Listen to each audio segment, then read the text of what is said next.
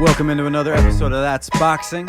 I've just been informed by Coach that we have, 40 minutes for this episode? We might be able to get up 45. So don't adjust your dial. It's not set to 1.5x. It's just how fast we have to talk. Just stay tuned, man. We got all the kinds of action coming at you. We're coming at you real live. We got news. We got everything, man. Come on. Yeah, I'm just a little hurt, a little upset that you prioritize your marriage and your responsibilities to your family over this podcast. But we'll accommodate your time restrictions, even though you were late again. Because today. why was I late, though? Why was I late? I can't imagine a single excuse possible. I was boxing. Yeah, no excuse. The Talking about boxing. The best reason to be late for a boxing podcast is because I was actually training for boxing. Yeah. Because this weekend, everybody knows the most important fight in boxing is going down. It's not the last crescendo. It's when I get up in there and take care of business at the Las Vegas Masters tournament. What day is that? It's going to be Saturday and Sunday. Saturday all day. Facebook live stream. Yeah, keep an eye on the Instagram. I'll give some updates on there. But You better give your phone to somebody. Have somebody live stream the shit on That's Boxing That'd be cool. on our page. That'd be cool. That's how I want to watch it. That's not a bad idea. I'll talk to the wife. Yeah. That's why I got to get home in time. All right. Because if I don't come home when I told her I was supposed to be home, Okay. I then like she's it. not going to fucking run the live stream. Tell her to turn the phone sideways. I want like a full cinematic, practice. I'll send you out there with my little Steadicam. It's not a bad idea. I want real quality. All right. you know? Well, next time you come down and you be the cameraman. All right. Well, we got to get into this thing let's because run now it. we're on a time crunch. Hey, what's on the agenda today? What are we talking about? Okay, we got to run through past fights. We got to break some serious news, literal breaking news that just happened 2 seconds before we jumped on. And then we got to look at what is, I think, the best boxing card of all time coming up this Saturday, the last crescendo. And we got to run through those fights. But first, let's get into last weekend. Keyshawn Davis captures the belt, 4th round stoppage to the body. Dennis Berinchyk goes down. Did you catch it live? What was your reaction? He steamrolled that guy. Wow. Yeah, man. I usually take notes for the pod, because sometimes days go by and I don't remember exactly what happened. And, I want to have good detailed analysis to break down here for all of our loyal listeners and bring something to the table. But I'll just show you here as I show you my notes app. I had some notes on the co-main, and you can see that underneath Keyshawn, it's just there's nothing. I see nothing there. There was nothing to write. It's because it's stuck in your memory. What do you need to take a note for? Well, yeah. So I'll say, congratulations to the new world champ. Yep. I knew he could do it, but I didn't think he'd do it like that. No. What happened? What happened to the old man? He looked like he should be at the Masters tournament next weekend. He did not look like a pro caliber boxer. His punching was terrible. He was obviously, we know he's awkward and his movements are awkward, but I thought he had a punch. He did not look like a world class boxer. Had a punch and could take a punch. Yeah. I mean, we knew Keyshawn was going to be the bigger guy. We both thought that people were not putting enough respect on his name. I mean, he's the champion. He has a large amateur background. He's trained with an incredible team of people from Usyk to Vazdik to Lomachenko. I mean, he's in an elite company, silver medals. And, man, he just didn't show it. The awkwardness was there. The weird footwork was there. The tying up was there, which I thought, okay, maybe he's going to slow the pace of this fight. But it just wasn't there. Body shot, done. It's like, when you say somebody's not in the fight, like he was never in the fight. Nothing he did was effective. And Keyshawn was just patiently waiting until he had a chance. And then as soon as he threw a substantial punch, it was fucking body punching, clinic. Lights out. I will say real quick, what do you say?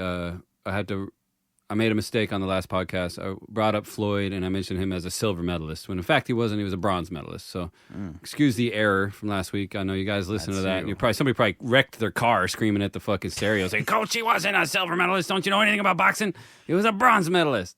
So my bad on that one, especially to all the Floyd fans, because there is a big difference between bronze and silver, but still, medalist is a medalist. And you'd think a guy with the silver medal like Berinchyk had, a guy with lots of professional experience, with a professional training camp, with like you said, in good company. He might not be the best of the group, but they say you're an average of those who you surround yourself with. He's surrounded by greatness. Well, he didn't look great that night, that's for sure. He looked like trash. Yeah, unbelievable. Really hard for me to tell if it was something that Keyshawn did or that Berinchyk didn't do because it was so bad. Yeah, I think a little bit of column A, a little bit of column B, a little bit of both, a little sugar, a little spice, a little bit of what the heck, you shit the bed, old man, and a little bit of Keyshawn being real powerful and very big and strong. and really just have a nice punch selection in such an awkward moment. I think it was real smart of him to go to the body against a guy who's being all weird and he clinching just pushed him and right stuff. off and Kapow! All right, nice body punching. But the body looked soft. The man didn't look fit. Didn't look ready. Looked like he had a bad rehydration maybe or something. I don't know. Not a world class. Not a real high level boxing match. So Keyshawn's a champion now, and now it's on him to defend the belt. And you can fully expect his next fight to be against somebody who wants to take it right back off of him. And he's going to have to show his world-class caliber here. And I really hope he gets an opponent that can give him that, So speaking of that, who you want to see him in the ring with? Oh, man. Is it probably too soon to ask for unification, realistically? I don't think they're going to move him that quick. But that'd be pretty freaking cool if they did. My thought is the most logical candidate is Tank. Because it's unification, it's the fight we want to see, and Tank is fighting... next weekend? Mm-hmm. So they're going to be on the same schedule. But I don't think Top Rank takes that fight in a million years because they're about to renegotiate with somebody. They're getting booted from ESPN, and he's now their number one star meal ticket. Mm-hmm. There's no way they're going to risk him. So they got to find something else for him. Maybe it's Murataya. Maybe it's Loma. I don't know. I could see Murataya. I think Loma's retired. Just quiet quit on us, Yeah. Well, maybe they'll let someone interim fight for his belt right. and then set up the fight with Keyshawn and him. But whatever it is, it'll be exciting because Keyshawn starting to look more and more like the guy to beat at lightweight and becomes, the second fastest career to win a lightweight title, which is kind of a vaulted division, where a lot of boxers kind of cut their teeth starting out at that lower weight class when they're younger. And he did it quick. Yeah. Very impressive. Great performance. But he certainly did not pull off fight of the night. That had to go to somebody else, I thought. Okay, well, let's keep going on. So Xander Zayas, you took some notes on him and Slava Spomer. Xander becomes the first person to stop him, gets the TKO in round 9. He looked sharp and clean, but he also, in my opinion, looked like something that started to plague him in his last couple fights as someone that maybe doesn't have the power to hang in that division and isn't getting people out of there. What did you think? Yeah, I thought that we called it pretty well. That as soon as he got his groove going, he got into that kind of groove, and round by round just ticked away, and he really wasn't putting it together until he did find the body punches. I thought Spomer looked really outclassed early, but he warmed up nicely, actually, and made a good account of himself in the early goings. And then Xander started straying a little low with some blatantly low body punches, but he was doing a roll punch type maneuver, dip and roll and punch as you're rolling. So he wasn't even looking at what he was aiming at. So I don't think it was intentional, but it was repetitive and some serious low blows. But as soon as he brought him up and found the body, he got him out of that state of like chugging along, and he really hurt him at the body. And did you catch the time on the clock when the ref stopped it? It was right at the end. 0-0. Yeah. Yeah. It was 0-0. I mean, wow. And I wrote down here, dude, as Spomer, needs to learn how to take a knee. Yeah. Bro, take a fucking knee. Like when you're getting overwhelmed, just take the knee, even though you lose a point off the round, but you give yourself some time to regain your composure. Yeah, exactly. Instead of just getting battered until you get the TKO. Yeah. So he really could have taken a knee there. But I thought Zayas looked all right, but he's certainly not putting on a performance that's going to move him up in the public rankings. So you'd expect him to be able to, if he's going to be the guy, he should be able to really shine against a Spomer. But, yeah. I don't know, man. Not a bad fight. Not a bad fight. There's nothing I hate about the kid. I think sometimes I do agree with Timothy Bradley on the call, and he said there's just something not quite there with him. He's just the magic sprinkle sparkle dust isn't quite there. I think it's the ferocity. That's what I think, because he's such a clean fighter. Gas tank is good. He looks just like he's doing everything right, but he just doesn't have that ferocious, like you want to see him do like what Keyshawn just did, where he's just like, get off me, boom, one shot, done, fight. Oh shit, that guy looks like you don't want to be in there with him. Yeah, he did get rocked a little there. He did get chin checked, and I was really impressed with. He kind of went to his defense was really slick, even though he was hurt, and he recovered while defending himself really nicely. His reflexive defensive movements are really nice. I think whoever taught him how to box did a really, really good job, and because he can box really nice. He can do everything right, The only thing he doesn't do right is put on spectacular, Tank Davis knockouts followed by backflips and all these things we expect these days from our superstars. Yep. But great effort, great fight. Not great fight, but good fight. And on to the next for him, for sure. Well, also on to the next. And speaking of maybe not doing everything right, Vito Mielnicki gets the majority draw against Connor Coyle. Mm-hmm. I was texting you, man. This was your draw. You should have bet it. I did bet the Top Rank special, and I won. Even though he got a draw, they made it a push, which I guess was because no one lost. Because no one lost. Interesting. I actually took him out of my Top Rank special because Well, I don't trust him. He was trying to tough guy his way out of losing a fight. Yeah. He's just like, oh, I'm going to keep swinging. And he saw the blood on the opponent, on Connor Coyle, and you think, oh, this is going somewhere. It never really got there. He's definitely showing his limitations to his abilities. And, he's lost before. He's looked good before, but mostly he looks good when he's brutalizing somebody, and not really boxing really cute, So he needs to kind of learn to box and set things up a little bit better because you can't just knock everybody out. And the higher up the ranks you climb, the less likely the knockouts are going to come, and the more often you're going to get a draw like this or a straight up loss again. So he looked flummoxed by Coyle's hand speed. That guy was way faster than I anticipated. He was tough. He was fast, and he just would throw these little flurries and just catch him and really disrupt the rhythm and all of a sudden change the complexion of a round the last 45 seconds. And you're like, oh, I guess he snuck that round away. And it turns out that it was enough. I think Nicky's got to get rid of the raptor claw American flag tattoo on the back. I know, bro. He's got to do some tattoo removals. That's probably the worst tattoo I've ever seen in my entire life. And I'm counting swastikas. Oh, man. Yeah, I love picking on tattoos. Me and the wife would sit around watching boxing, and we just love ripping on these terrible tattoos. And, yeah, the skin rip American flag, eek. It's pretty bad. Pretty bad. All right, well, maybe what you did consider the fight of the night, Abdullah Mason, Manuel Jaime. Was that it? Yeah, buddy. Run away. That guy is a freight train of excitement every time he fights. This was absolutely no exception. Dude, what a punch. I mean, he's got the best punch I've seen in recent memory. Just the way he pops his shots. They're so clean, and he doesn't overdo it, doesn't overextend, doesn't fall into his shots. He's got this explosive pop on his punches. It's just like, whoa, buddy. Yeah. And it just clearly has an effect on the opponent. It's like they cannot handle it. They don't see it coming, and it hurts real bad. The craziest thing for me watching him is how bladed up he is. He's got his front leg way out, so that he's creating this space, and he looks just like a hyper-defensive fighter.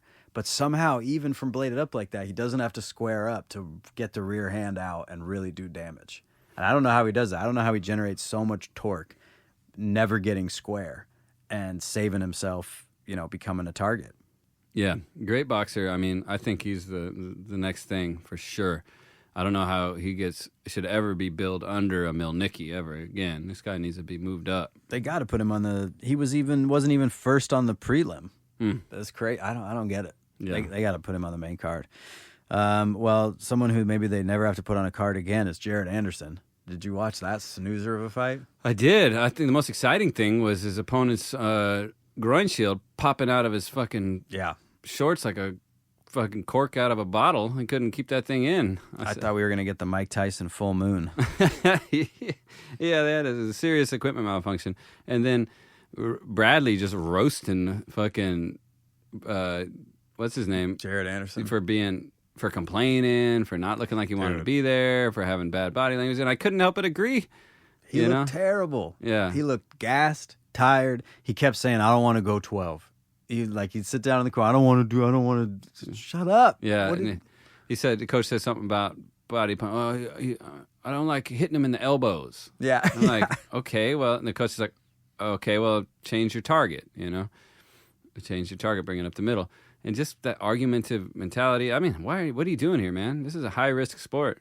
Bad. And he didn't look good in there. He got the win, but... Barely. Yeah. I mean, not barely. He clearly won the majority, if not all the rounds. But just watching it didn't feel like somebody was winning. It felt like, dude, you're supposed to be in the best shape of your life, reinvigorated, dialed in, trying to rebuild your career from a horrific loss. and you got to win, but you didn't do that. Mm-hmm. And if your his whole thing is, I mean, he's one of my favorite characters to watch in the sport, to be honest, because his whole thing of like, yeah, boxing's okay. I happen to be good at it. I want to make money and get out by 26. Okay, well then get back on that plan, knock this dude out in 3-4 rounds, which is what it looked like he should have done. Get back to top billing and get your big fights, get a belt, do something. But this was just not that. I mean, no doubt. And this was his chance, right? Bob says, hey, kid, you had a tough fight. You shouldn't have taken it, but hey, I'll put you back on a show, but we'll put you down on the undercard. Nobody will even be in the arena. No pressure. You just go take care of business, get you a couple of highlight, and then build yourself back up. But after that performance, they're like, you're not getting back on the main card anytime soon, kid. Yeah. Not with a show like that. You're going to stay in the prelims. Yep. And we should talk about, there's a bit of a passing of the torch, it feels like, over a Top Rank where he was the number one heavyweight prospect. And now what did they come out with? Kiki Torres, for the first time, headlining a card against a huge step up in opposition with Guido Vieno. Yeah. So that, to me, that timing was not coincidental. I think they broke the news while Jared Anderson was fighting, and it's like, oh, out with the old, in with the new. Yeah, this guy, he might be something. This guy hasn't lost yet, and this guy puts on entertaining fights. He goes out there and goes for it. Yeah, he's not flat. I mean, when you talk about being flat in boxing, it's like a flat line on your heartbeat. There's just no action, and all your punches are at the same tempo. All your defense is at the same tempo. You look a little tired, like a guy coming around the last corner of a long run. Mm-hmm. And that's how he looked. That's how Anderson looked in the whole fight. It was just so flat, and it was like a lifeless performance, and just no desire. You could just see it in his eyes. And I don't want to be an armchair psychiatrist, but I think, I don't know how many more times he needs to get back in the ring if that's how he's going to be behaving. I think maybe he needs to, think about retiring. No, it was tough to watch, just from an emotional standpoint of caring about the guy. And it's like, you look like you don't want to be in here. Yeah. But on to the next, Kiki Torres stepping in the ring. Guido Vieno, what do you think about that fight? Did you get as nervous as I did when they announced it? Who? Yeah, Guido? Isn't he a southpaw? I mean, I had to do some film study on Guido. It's been a while since we've seen him fight. I thought he was a southpaw. It was big. Guido's orthodox. He is. Okay. Kiki's southpaw. All right. Okay. That sounds right. Right. April 5th, Las Vegas. That's the fight. Vieno's lost. He's lost twice, been knocked out once.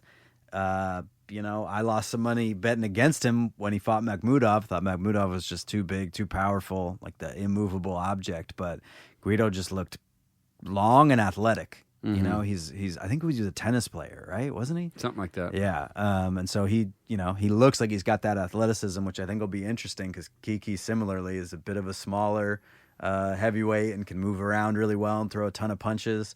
I'm looking forward to our breakdown on this one. It's definitely a step up. It's not who I thought they were going to match Torres with. I figured they'd match him with a younger, up-and-coming heavyweight that's a similar prospect. Yeah. But, this is the move. If he can blast through this barrier and do something nice here and make a real good showing of himself, then he's going to really start kicking down the doors and asking for, like, top 10 ranking kind of stuff. He'll deserve it at that point. No doubt. All right. Other fight across the pond, Catterall Barboza Jr. Catterall fucks up my parlay and drops a split decision. He lost by the thinnest of margin by 1 round on one judge's scorecard to Barboza Jr. It was an interesting fight, cat and mouse fight. I think a boring fight unless you really like watching people's footwork. But interesting. He did just enough to edge it out, and Catterall couldn't get it done. Yeah. Tough on home soil, in front of his friends and family to lose like that. I tell you, these British dudes, they struggle with the Mexicans, Mexican-style boxers, Mexican-American boxers. This guy didn't even fight with the Mexican style. But there's just something about it. They're just not aggressive enough. Yeah. Or sometimes, like we saw with Josh Taylor, ineffectively aggressive and walking into shots, It's like they can't quite figure it out. So, tough one for Catterall. He gets so close again to a title, a real title, and then gets kicked back down. It's tough to watch, but I was bored, and I called it, the snoozer of the century. It's like whatever. It's a whatever fight. Yeah, I mean, I like trying to see them outsmart each other, but it was a lot of playing to the judges, in my opinion. Like you'd watch around and be like, "Ooh, I think Barboza threw that last flurry, and that was enough to pick the round." Because I know the judges are sitting there going, "I don't know who to give that round to." right? And that it just doesn't feel definitive at that point. And my favorite part, of course, is they've got 3 British dudes in a panel, and they come and interview him like every 3 rounds. Like, how do you have the fight? And they're like, oh, it's a clean sweep for Catterall. Clean sweep. He's clearly won every round. Yeah. Like, they literally couldn't have been more off. Yeah, this is fucking lying, bro. You're lying to yourself. It's so funny. Yeah. What a terrible country.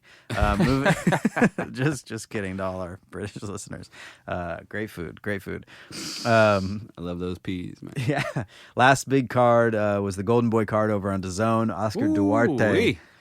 He gets the 7th round stoppage of Madueno. He's a vicious puncher, man. Man, when you see that clip of him going for the finish, I said, "Was that Canelo?"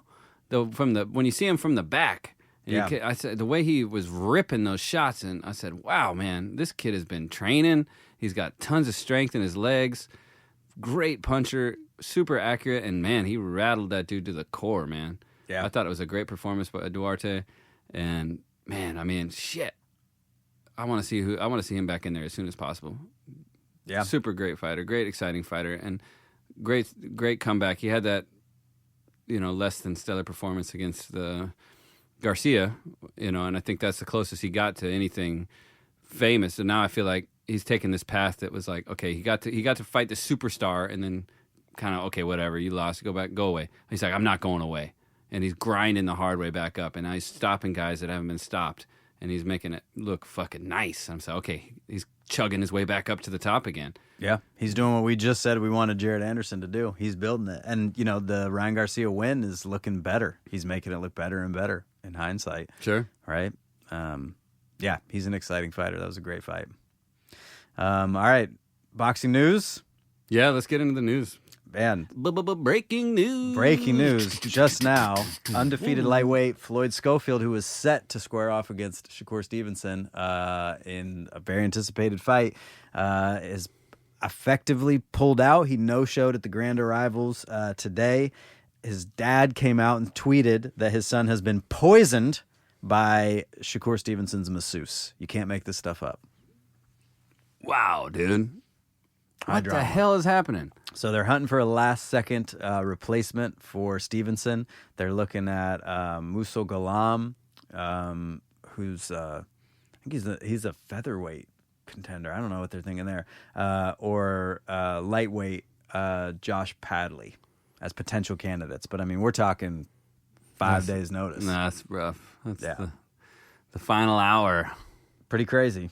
Damn, that's a bummer, man. I was looking forward to that fight. Me too. They even did a little press thing where they sat down and talked shit to each other. Yeah. Man.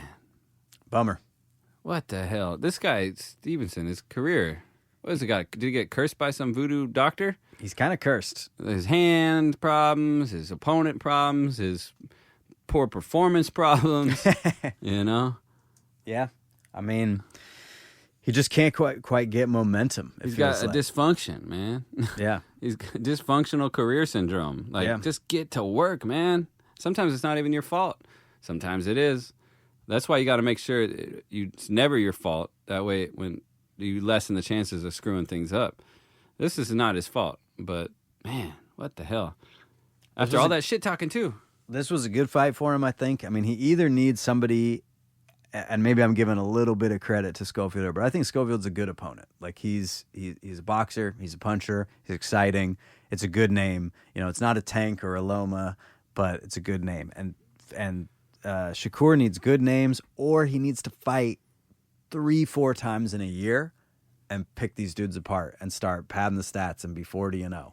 And until he gets the big fight, one or the other. But he's effectively doing neither right now and just not fighting for a year at a time. And then when he does fight, it's to, Artem Haratuna. Who? Let me look this guy up. Or whoever they pull out of the woodwork for this fight. And getting a dominant win. But it's course. like, okay, but if you do 4 of those in a year, that's kind of better than 1 of those in a year. Yeah. At least it's a different strategy.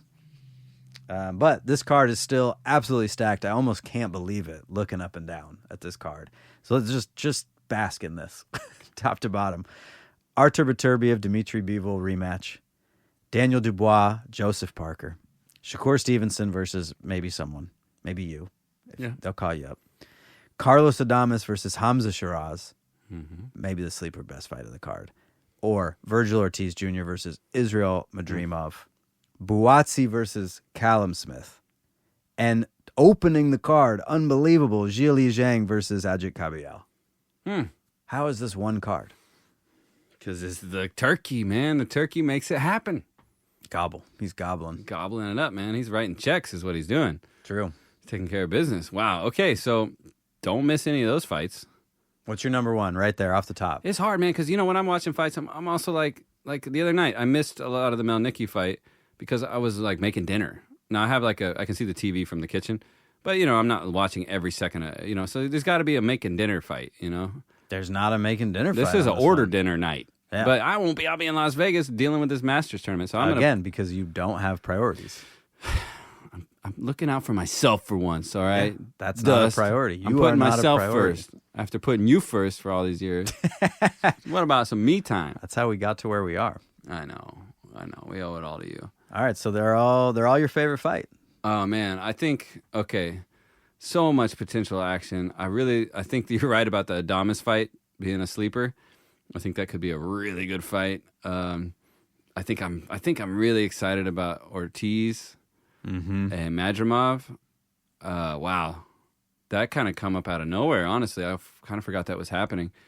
I know a kid from around here who sparred with our guys before, who's over there in the training camp with them because they've been over there for a while, adjusting to the climate and stuff. And he's been posting on Instagram, and I'm like, oh, you're over there sparring with him? Who's he fighting? Oh, shit, he's fighting Madrimov? Oh, fuck. This is going to be great. Crazy fight. Yeah. Crazy fight. Ortiz taking a lot of smoke at 154, going right from Bohocek to Madrimov. I love it. All right, well, let's run through them real quick. What time do you got to be out of here? We got 20 minutes. Yeah, we got 20 minutes. Let's Get into it. Zhili Zhang, Ajit Kabayel. Crazy fight.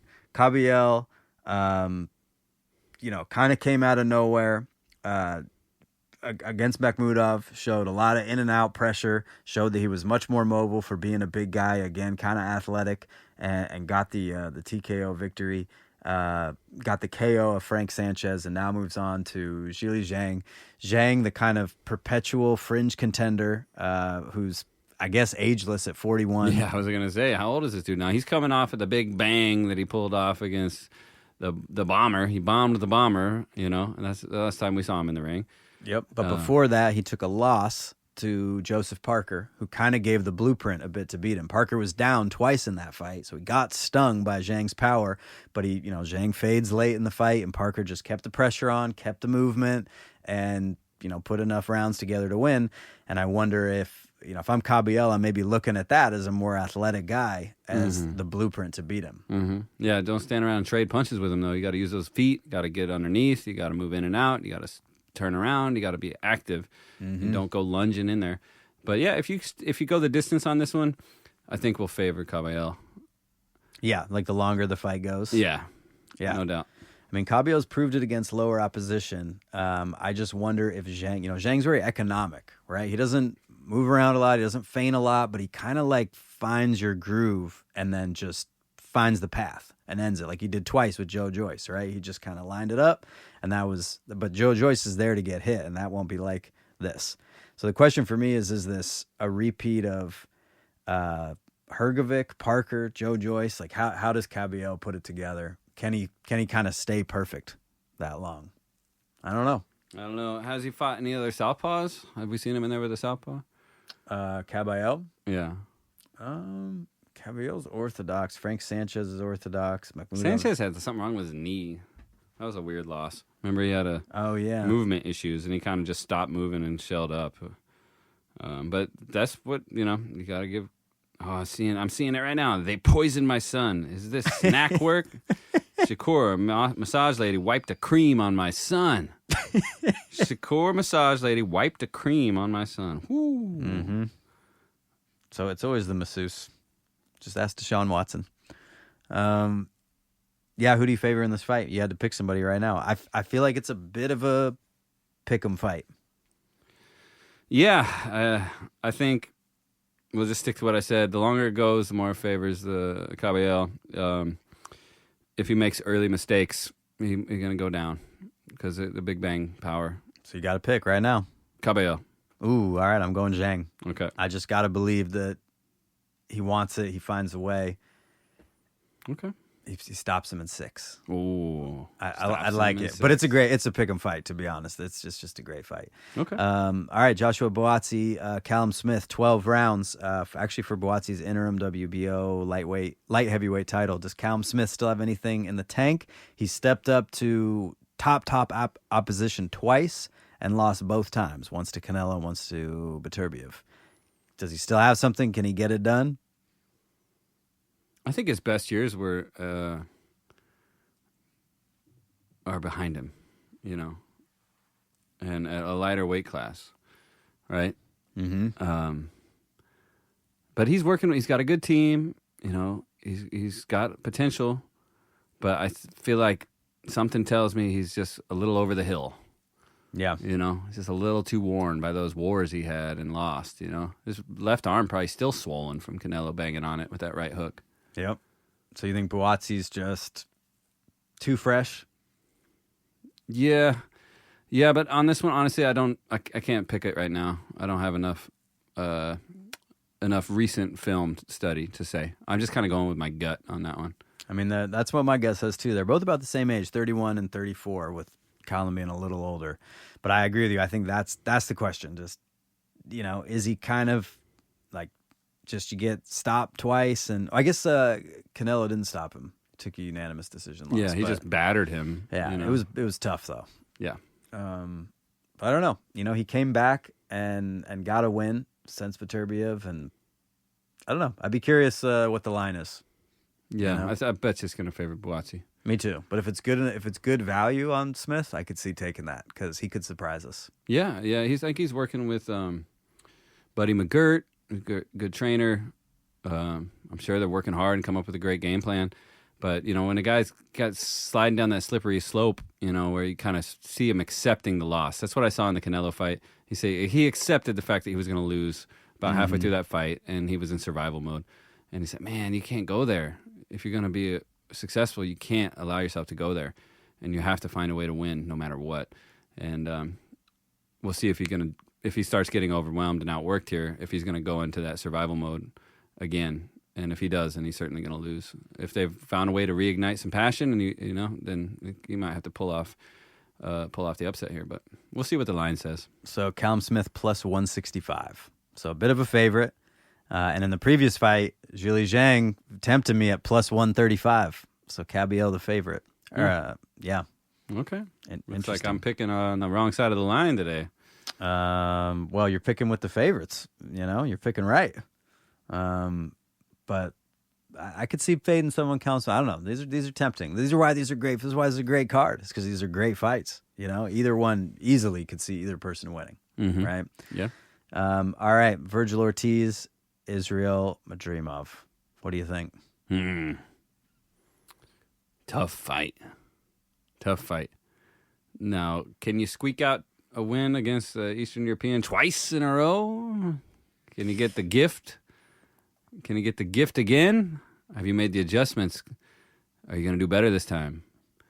I don't know. I think Madrimov, coming off to Crawford, he got the Crawford touch. He's been in there with the best guy in the world. Losing to the best guy in the world makes you better.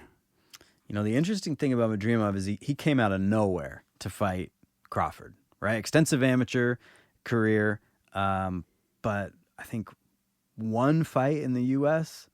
No, I'm wrong. Sorry, he mostly fought in the U.S. actually, but no names on his resume coming into the Crawford fight effectively, and we had to dive in and do research and study him, and we thought, okay, this guy is going to be a test. He's strong, he's experienced, he has a patient, good style, clearly a high ring IQ.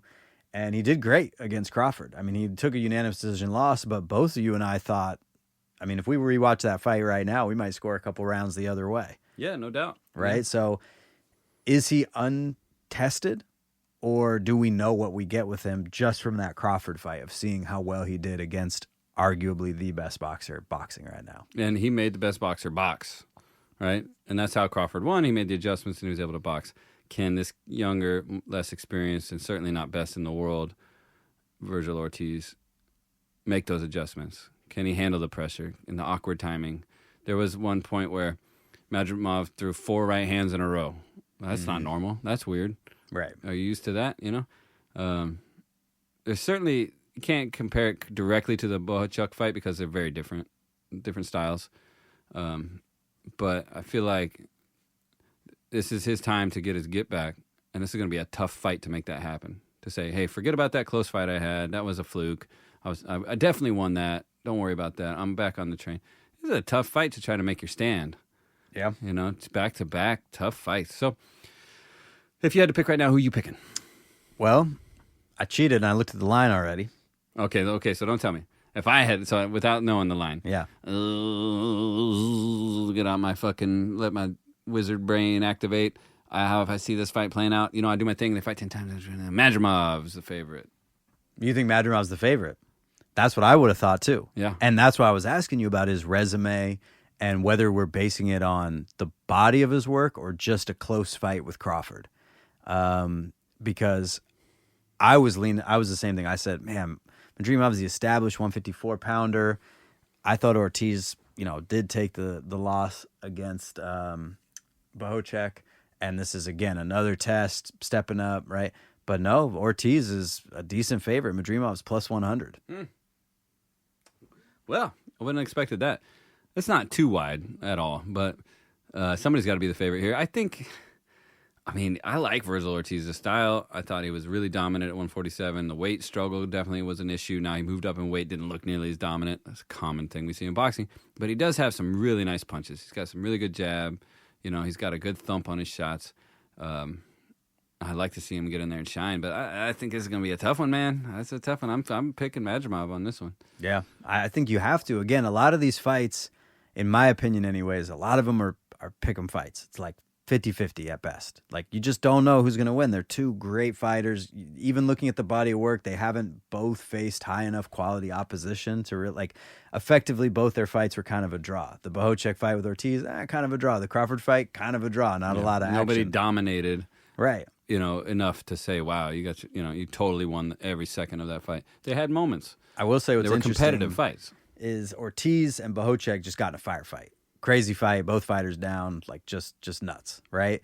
Actually, did Bohachuk get dropped in that fight? Ortiz did. Ortiz did twice. Yeah. One was a weird one where he kind of bent over and touched the yeah. But either way, slipped. It was a crazy firefight. The exact opposite was the fight with Crawford and Madrimov. Wasn't a tactical firefight warfare. There would be 30 seconds without a punch. Right. So I wonder, maybe, we don't really know if Madrimov has that firefight in him, and that's clearly what Ortiz is going to try to do, and maybe that's why people are kind of seeing it for Ortiz a little more. That he's gonna go out there and take away that patience, and then he's gonna be the pressure fighter. Yeah, he's gonna have the power jab. He's gonna have lead the dance and make Madrimov a counterpuncher and outwork him, out hustle him. Vicious body punches, overwhelm him, swarm him. If he doesn't drop him or stop him, it's just too dominant to call any rounds for Madrimov. I could kind of see that. Okay. Yeah, that's definitely going to be a close one, man. This is going to be a hard night of betting. Yeah, great fight. But again, when it's 50-50, I always just kind of say, well, if there's plus money on somebody, that's who I lean towards because it's 50-50, so they got it wrong. All right, Carlos Adames, Hamza Shiraz. Shiraz coming off of 15 consecutive stoppages. Yeah, the kid's on fire. He's on fire. He has every physical attribute, size, length. He's ferocious. Didn't he just fight Ammo Williams? Is that who he was in there with last? Austin Ammo Williams? Is that right? I thought, and he made him look bad. He made Williams look like bad. He makes everybody look bad. I mean, Adames, well, he's a good boxer and he's had his time. I think he might be a little over the hill and a little... Yeah, Austin Williams TKO, Tyler Denny TKO. That was his last fight. He's been active. And actively whooping asses. And he's making it look really nice, make the other guys look real bad. So Adames, while he's a good boxer, good strong boxer too. I think he's definitely not going to be favored here. Just I think from age and wear and tear. Yeah, he's 30. He's only had 24 fights. Shiraz is 25. So it's definitely the veteran versus the young up and comer, but it's not necessarily as extreme. Shiraz has had 21 fights, so they're almost even in fights. 5 years age difference. I mean, totally different frames. I mean, Shiraz is tall, 6'3". Yeah. You wonder how he makes the weight. Yeah, and Adames is he's compact, 5'11". I wonder what the reach difference is. Oh, only a 2-inch reach difference. That's crazy. He's got a good body for boxing. Adames. He's compact with long arms. I think I see Shiraz with the victory, right? I mean, he has all the attributes. He feels like a wrecking ball that you're just not going to stop. But if anybody could, it feels like it's Adames, and at a plus 200 underdog. I don't know. Don't count the guy out. No, I don't think none of these fights are like a clear wash, right? And there's not a walkover in sight here. These are all really like, if the guy that's favored to win is perfect, then yes, he'll probably win. But he's in a position where the other guy, he's going to make it hard on him to be perfect. These are great fights, great matchmaking. Don't fucking blink. And I think you're right. This one could be a really exciting fight. I mean, it's Hamza Shiraz. He's exciting on his own, but you put him in there with a live dog, now it gets twice as exciting. Yeah. Right? So and a live dog whose style is to come forward and get you out of there and finish the fight. Yeah, absolutely. I mean, he's a strong dude, this Adames. He's got a hell of a punch. And this is a 160-pound weight class, right? Like, this is kind of the forgotten lands. Yeah. The weird zone, right? Mm-hmm. We were talking about at the gym the other day how it's a weird spot for people because, like, little guys can grow into like 147, right? And as we're seeing now, all the way to 154. Big guys can cut weight all the way down to like 168, as we saw with David Benavidez, but then fight them. Then they can go all the way back up to light heavyweight, right, and beyond. But the middle section, 154, 160. They used to be ruled by guys who were like built for that weight class, like Triple G, Canelo. They're the perfect body size for that weight class. Bernard Hopkins back in the day, these guys, Roy Jones Jr. Such great fighters, but it's a unique body shape and size to fit perfectly into that. Because if you can't go smaller, it's not going to work. You can't go bigger, you're not big enough. Like Caleb Plant, I feel like he's a 160 pounder. Like he's the same kind of guy. Like even at 168, he can't get a lot bigger. He can't go fight light heavyweight. He doesn't have the frame for it. Right. But he's way too big to go down to 154, 147. And so it's this weird middle ground. So, Hamza Shiraz is the star of the division, which is fairly starless. So he shines, and I think he'll shine again on this night. Yeah. Hard to disagree with you, but either way, that's a can't blink fight. That's going to be all action. Super interesting. All right, the widest spread on the card on the betting odds is the, I guess, co-main event, Daniel Dubois versus Joseph Parker. Dubois obviously coming off of a crushing defeat of Anthony Joshua, and Parker, he's had kind of ups and downs, 35 fights, 3 losses, been stopped once, but coming off really impressive performances where he, back-to-back beat Deontay Wilder and Zhilei Zhang. So avoided the big punches, avoided the bombs, and obviously that's more what's coming his way because, man, the past couple fights, Dubois just looks unstoppable. And I've told you every time I got this sneaking feeling in my gut that if you faced Usyk again, there'd be a different outcome. I mean, he just looks unstoppable. Like he doesn't care what you're doing coming back. And if you don't care what Anthony Joshua's throwing at you, are you going to care, what Joseph Parker's throwing at you? I don't think so. I don't think so. No, it's on Parker to make it happen here. It's on him. There's a belt on the line. The guy's on a great comeback streak. He's shown that he's a real working man in the weight class. He's going to do whatever it takes. And this is what I mean about when you see a guy who's face defeat and he doesn't accept it. He says, no, I won't accept this. This is not my story. This is not how my story ends. I'm going to grind my way back to the top, and here he is again, and this is his chance. So it's on him to continue that story. Where I feel like Dubois, he's kind of just like, I fight and I win, and he's like, the story is very simple. Yeah. It's very not complicated. I only lost when they punched me in the balls, right? Or no, I punched him in the balls. How did that go?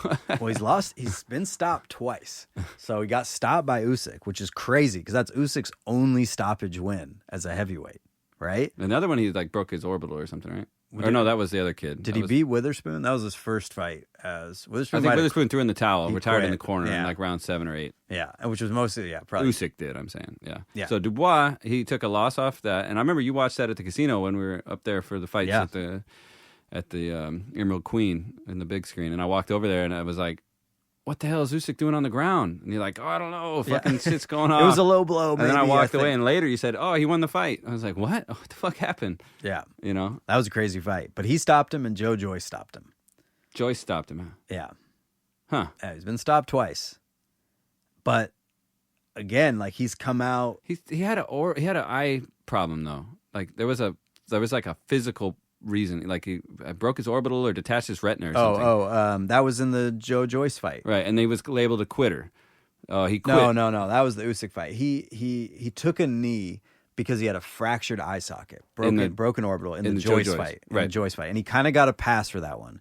And he put together, he came right back, and he got 4 stoppage victories in a row after that fight. Then he gets the Usyk fight, and that's when he quit off Usyk's jab. And it's pretty rough when you watch it because it doesn't look like much, and he just kind of doesn't get up. Takes a knee, and he just doesn't get up. And that's the end of that fight. And then, again, he doesn't get the pass that time. People are like, dude, this guy's ferocious, but he lacks heart. He comes back.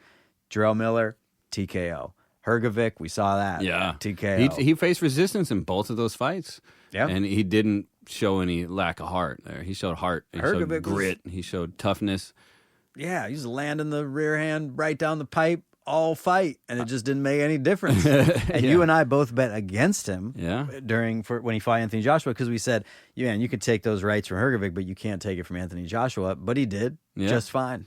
And he took less of him because he pressed the action even harder, so he got rewarded, right? I think he's learning, just take it to him. None of this fucking dancing around, giving them time to figure me out and get the game plan. I just take it right to him. It was a 5th round stoppage of Anthony Joshua, 8th round stoppage of Hrgovic in a 12-round fight. I got to believe he's taking it to Parker because he's looking at the tape and he's seeing Parker beating Zhang and Wilder. Wilder was the 12th. Zhang was the 12th too. Oh, no. Oh, because Parker went the distance with both of them. Yeah, so he's just dancing around him all night. And I think Dubois is going to know that that's his game plan and not let him put it together. Yeah, just violent attack.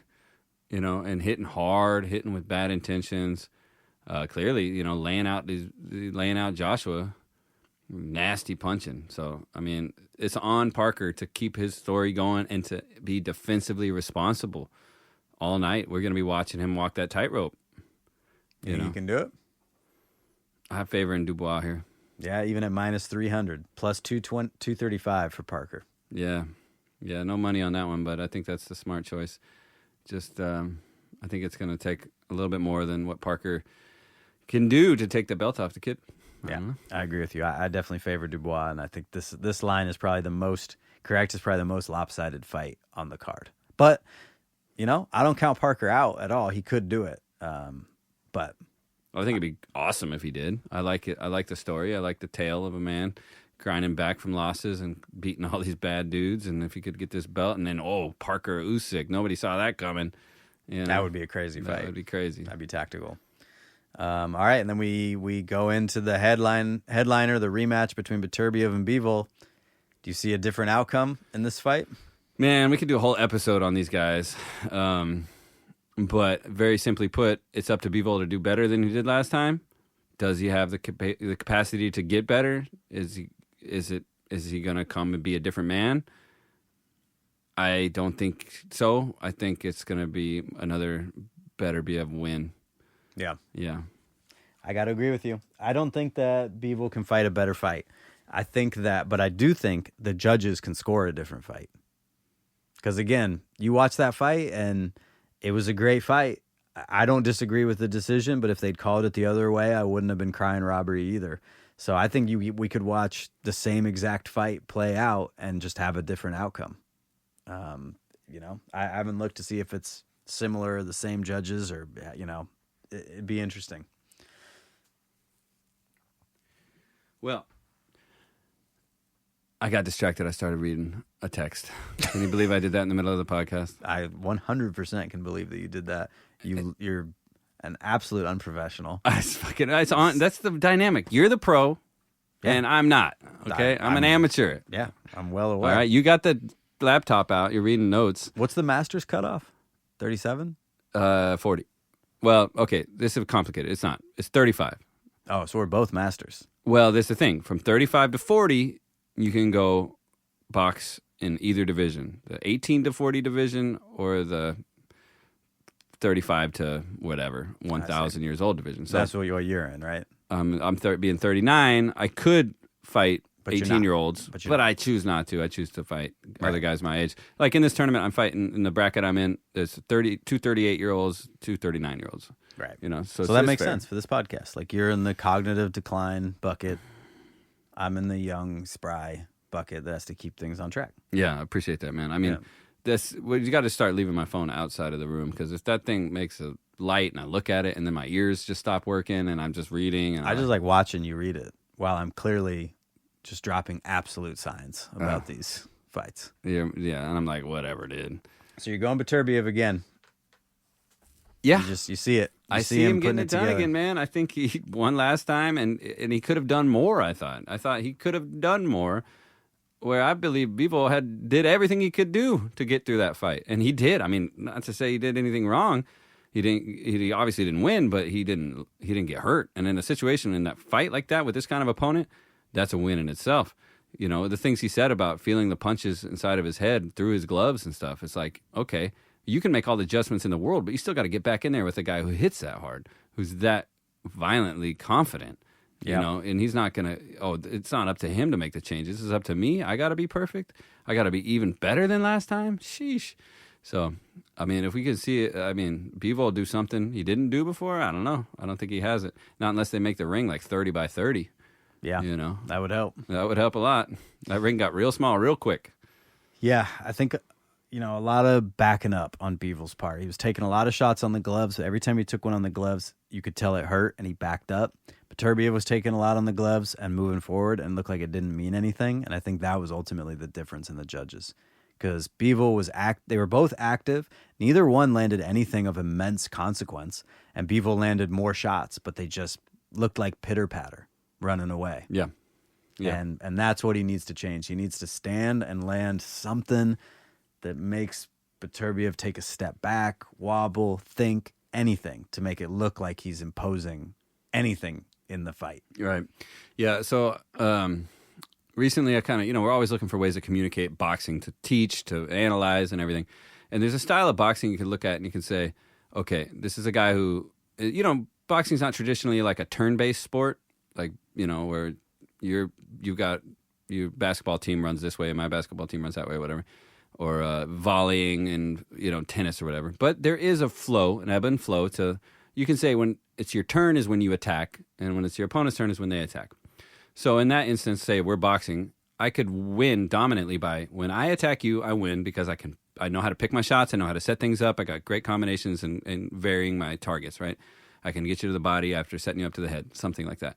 And then when you attack me, well, I can win that exchange too because I've got better defense, I can counterpunch nicely, and my footwork's really good. Mm-hmm. So over the course of a round, I win when it's my turn, and I win when it's your turn. So I'm always winning. And it's like, that's how you really dominate somebody. That's what we really appreciate about like a guy like Shakur Stevenson or something like that, who lets you have a lot of time to try to have a turn, but every time you try to do anything, he wins.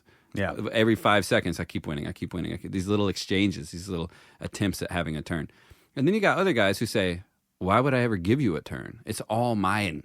This Right. is when the bell rings, I don't wait for you to do anything. I just come get you. Mm-hmm. I'm a pressure fighter. Pressure fighter, volume punchers. These guys, they don't wait. They don't look for, they don't try to be cute and say, come on, do your best. Hey, counterpunch. Like Floyd, especially in his later career. He said he gave guys so much space to try, then he made them look foolish on their own attempts. Right. But Beterbiev, he says, no, this is my ring. This is my world. You're just a guest. And while you're here, it's going to hurt. Mm-hmm. And he just walks you down. He walks you down, walks you down. Bivol does a lot better against a turn-based opponent like he did against Canelo, like he's done like a lot of other boxers in his career, where they give him time to get his groove going and get that in and out footwork going. And Beterbiev forced him to move laterally and not in and out, and it took away his best game plan, his best long jab, Bivol's. So Beterbiev says, no, you don't get a turn. It's my turn. It's my world. And I'm going to destroy you. And that's the hardest kind of boxer to deal with because the only way to beat that man is to win even though you never get a turn. It's always your turn, but I'm still winning. Yeah. How do you do that? Counterpunching, footwork, angles, Lomachenko style. I'm behind you. How'd I get here? Where'd I go? right? And to maintain and sustain that for a 12-round title fight against somebody as brutal and violent as Artur Beterbiev would be the fucking masterclass boxing event of the century. And you know what? I agree with you 100%. I think that's a perfect analysis. And he did that in the first fight. He maintained it perfectly for 12. Never got hurt. Never looked like he was going down. But he didn't put the offense off of it. And every time he planted his feet for a second just to throw a 1-2, it was like, oh shit, he's about to go down. Because you saw Beterbiev loading up and ready to go. That's what he wants him to do. He's like, just stop moving so I can punch you. Yeah. So that leads me to a question, which is, do you see a knockdown in this fight? Because I wonder if Bivol knows that he has to throw something of more consequence, and he has to be slightly more flat-footed to do that. Higher risk, higher reward. So Exactly. if he does employ that game plan to say, what am I going to change this time? How can I win? I have to throw more punches. Same footwork, same evasiveness, same slickness, but little explosions of offense. Okay, that's that's the path to victory. But that path opens up the potential for trading punches with somebody. You're most vulnerable to get hit while you're hitting. So, yeah, if he employs that game plan, and it might not even be like a earth-shattering knockdown, but like a substantial, somebody's butt's hitting the canvas, and yeah, this has the potential for one of your crazy knockdown and win stories. So Dmitry Bivol to be knocked down and win, plus 1,600. That's a little long for how likely that is. I mean, obviously, it's not likely. It's a prop bet. By definition, these are long bets, right? Yeah. But Bivol's path to victory is trading, and the path to getting knocked down is trading. So if he fights fire with fire and commits to that path, I could see a fight where he puts together enough rounds to win a decision and ends up getting dropped, right? Similar. I mean, we just talked about Ortiz Bohocek. Ortiz got dropped twice, still won the fight by decision. Yeah. Because he was winning the rounds and putting together points. So I don't know. That's an interesting bet. Dmitry Bivol to be knocked down just straight up, plus 120, also an interesting bet. And if you're seeing it the other way around, neither fighter to be knocked down.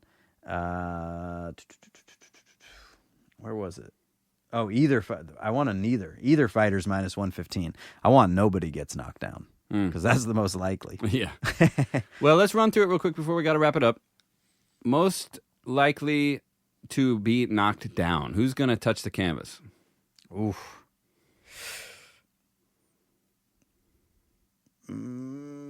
Joseph Parker. Okay. I can ride with you on that one. Joseph Parker might take a seat. All right. Or Callum Smith. Ooh, yeah. Most likely snoozer of the night. Which fight was going to be the make some popcorn fight?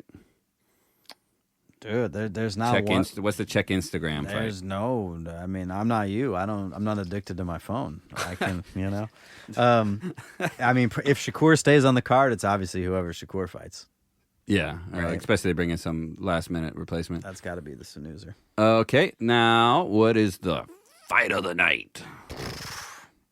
What's the one where you literally are going to be like frozen on the edge of your seat? Adames Shiraz is going to Can't be an blink. incredible fight. That's just going to be an incredible fight. Yeah. Right? Remember last time we expected Bivol to be like a fight of the year thing because there's so much build-up, so much potential, so much talent in that ring. And it really wasn't. It really wasn't a fight of the year. Yeah. And I don't expect this one to be either. I think it could have a more explosive and exciting ending, but I don't expect it to be a crazy barn burner, standing room only, rip the roof off of the auditorium kind of joint, So that's a good one. I think that's got a lot of potential to be it. You can't bet against the heavyweights, man. They really like to put on a show. If Parker can hang in there and trade and not get hurt too bad, and we might have a little bit of you get knocked down, I got knocked down, where you go, we both, we're like, getting in the deep water, pushing each other hard. That could be a really good one. Yeah. That could be and there's a lot on the line here, so there's a reason for them to dig that deep. That's true. Okay. It's a big fight. And then finally, what's the upset? What would be the most ridiculously unpredictable? Never saw that one coming. Well, wait, what? Who got knocked down? Who With lost? how close all these fights are, the only true upset that's even possible is Parker Dubois. Everything else is close to a pick'em fight. I thought if Shakur was still in action with Schofield, That would be that would have been, if Schofield won, it would have been like, what? that- I mean, I'll tell you, even me being, the lone podcast Shakur fan out there, I was looking at that plus 1100 on Schofield and going, well, maybe. Because, hey, he could take it to Every him. dog has his day. I mean, the interesting thing, my best notes were for that fight, and of course they went out the window. But who's Crawford and Porter? I think that's the most similar fight to the Shakur Schofield fight. Schofield gets compared to Porter all the time, and Shakur has the tactical prowess of a Crawford. But how did Crawford beat that fight? He said, remember, he turned to I'm losing on he the said, card? yeah, I'm losing. And then he just went out there and was like, no, I'm going to not stop this losing dude. anymore. Yeah. Well, Shakur can't do that. No. He doesn't have that gear, that ability. So that's where I saw that fight of Schofield's path to victory. Just aggressive, Porter's him, wins the round. Shakur, fuck, I'm losing these rounds. There's no way to get, once Shakur's down on the cards, you just do the math. He'd break his hand trying to knock him out. You're down 4 rounds and there's 3 rounds left. You lost the fight, pretty much. I mean, I'd love to see him go out and flip that switch, but anyways, I thought that was an interesting comparison for that fight. But now we have no idea who's fighting. So, there's the great fights. Anybody, if Shakur stays in there and gets an opponent, obviously that would be the biggest upset because now it's a super duper upset and some guy just come out of the woodwork to get a fight. But I think the world is picking Beterbiev to do it again, and we would all be a little taken aback if Bivol does something.